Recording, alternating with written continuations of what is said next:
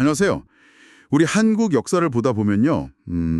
특히 독립 과정이나 지금 현재를 해석할 때 왜 좀 스스로를 깎아내리는 듯한 그런 시각이 존재할까 이런 생각 들 때가 있잖아요. 네, 맞아요. 그런 논쟁들이 좀 있죠. 오늘 가져오신 자료들, 특정 유튜브 강연이랑 관련 요약본들을 보니까요. 바로 그 지점을 다루는 것 같아요. 이른바 자학사관이나 패배주의. 네, 맞습니다. 오늘 자료들은 바로 그 우리 역사를 좀 부정적으로만 보려는 시각에 대해서 상당히 강한 문제 제기를 하고 있어요. 목표는 이런 관점들이 뭔지 좀 제대로 이해하고 또 우리 역사나 정체성에 대해서 좀 균형 잡힌 시각을 찾는 데 도움을 드리는 거겠죠. 자, 그럼 한번 깊이 들어가 볼까요? 네, 좋습니다.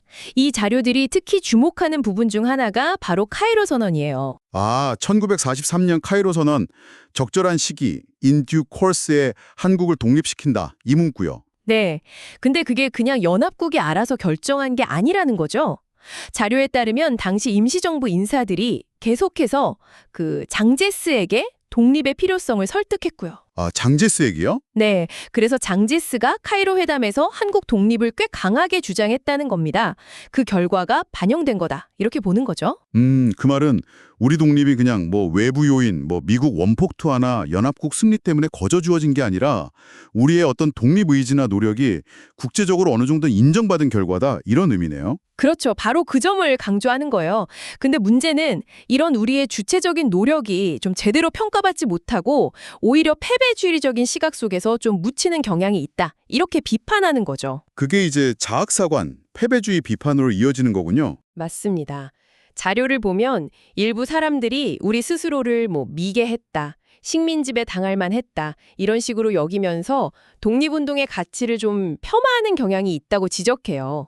허허, 좀 심한데요. 그런 시각이 구체적으로 어떤 주장들하고 연결이 되나요? 이 자료들은요, 그런 시각이 종종 독립운동 자체는 좀 외면하고 특정 인물, 예를 들어 이승만이나 박정희 같은 인물의 역할만 너무 부각한다거나 심지어는 그 일제강점기를 미화하는 듯한 주장들, 예를 들면 논란이 많은 식민지 근대화론 있잖아요. 네, 알죠. 혹은 식민 통치가 한국에 혜택을 줬다는 식의 식민지 수혜론 같은 것들과 연결된다고 지적하고 있어요. 이게 결국 우리 민족에게 어떤 열등감을 심으려는 의도가 있을 수 있다. 뭐 이렇게까지 분석하기도 하고요. 의도까지요. 아하. 그리고 카이로 선언 때 루즈벨트장 장제스 입장이 달랐다는 기록 이야기도 나오던데요. 네, 그것도 흥미로운 부분이죠.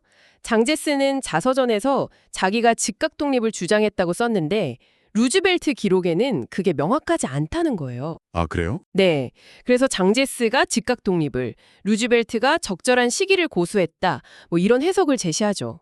이게 또 역사 해석이 얼마나 복잡할 수 있는지 보여주는 예시고요. 그렇군요. 더 나아가서 이 자료들은 특정 정치 성향, 주로 이제 우익 쪽에서 반공 이데올로기를 내세우면서 독립운동을 폄하하고 또 특정 지도자들을 옹호하는 경향이 있다고 주장해요.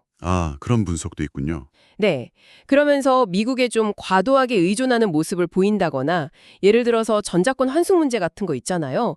그런 논의에 굉장히 강하게 반발하는 모습을 비판적으로 보고 있습니다. 꽤 날카로운 지적들이네요. 근데 이런 역사 논쟁 속에서 좀 현재 우리의 모습을 보자는 이야기도 나온다고요? 맞아요. 그게 또 이 자료들의 중요한 메시지 중 하나인데요. 과거에만 너무 얽매이지 말자는 거죠. 현재의 대한민국이 이룬 성취를 좀 보자는 겁니다. 어떤 성취들을 이야기하나요? 우리가 세계 10위권 경제대국이고 군사력도 세계 7위 수준이고 올림픽, 월드컵 다 개최했잖아요. 이런 성취들을 보면 더 이상 패배주의나 자학에 빠져 있을 이유가 없다는 거죠. 하긴 그랬죠. 심지어 중국이나 일본과 비교하면서 인종적으로 열등감을 느낄 필요 전혀 없고 오히려 우리 한국인의 우수성, 지능이나 운동신경 같은 걸 이야기하기도 하고요. 현재의 성취를 바탕으로 좀 자긍심을 갖자 이런 거군요. 근데 이게 자칫 잘못하면 소위 국뽕, 그러니까 맹목적인 애국주의로 흐를 수 있잖아요. 그 부분에 대한 언급도 있나요? 네.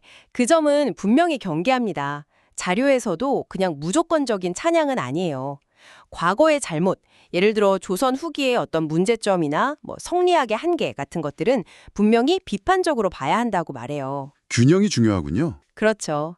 이승만, 박정희 같은 인물들도 공과는 균형 있게 봐야 하고 비판받을 부분은 당연히 비판해야 한다는 입장이고요. 결국 역사를 배우는 목적, 그게 과거의 잘못을 되풀이하지 않고 더 나은 미래를 만드는 데 있다는 그런 이야기로 정리될 수 있겠네요. 정확합니다.